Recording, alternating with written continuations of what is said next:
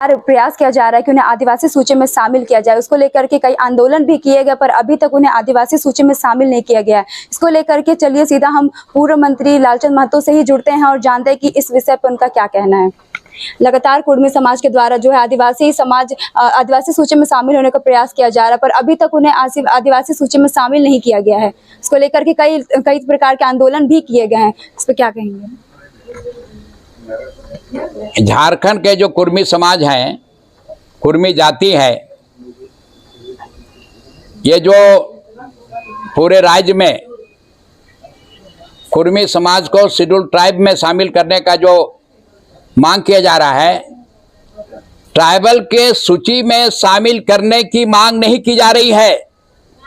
मांग की जा रही है ट्राइबल के सूची में 1931 तक था, उसको झारखंड में इंप्लीमेंट किया जाए, झारखंड में पुनः उसको इंप्लीमेंट किया जाए, सूची में शामिल करने की मांग नहीं की जा रही है। ये कंफ्यूजन है पूरे देश में, पूरे राज्य में, पूरे लोगों को कंफ्यूज किया जा रहा है कि नए ढंग से सूची में शामिल कर, नए ढंग से सूची में शामिल करने का यहाँ कोई सवाल नहीं उठता है।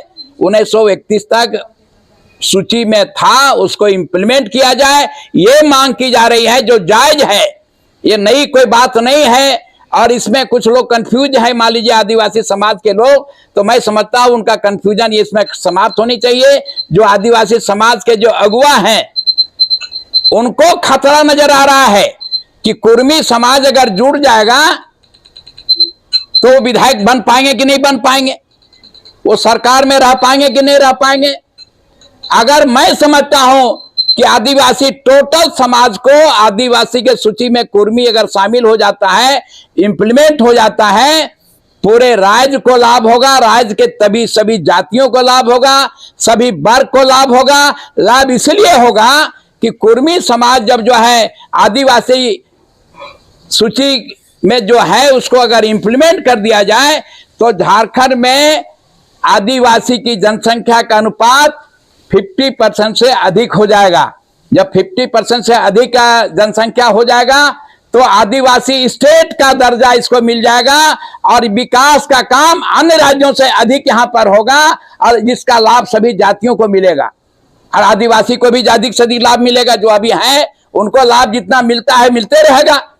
अभी एक उदाहरण हम देना चाहते हैं कि आदिवासी को यहां पर 26% आरक्षण है, 26% उनकी जनसंख्या है, 26% आरक्षण है। संविधान यही कहता है अगर 25% अगर जुट गया तो यहां आरक्षण की व्यवस्था ऑटोमेटिक संवैधानिक दृष्टिकोण से 51% जितना जनसंख्या होगा उतना हो जाएगा।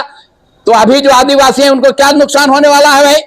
उनको तो कोई नुकसान होने वाला नहीं है, उनका वो यथावत रहेंगे। आदिवासी है ही नहीं, फिर आदिवासी सूची में उनको शामिल क्यों किया जाए? आदिवासी लोगों का कहना ये, आदिवासी उनको समझाने की जरूरत है ना।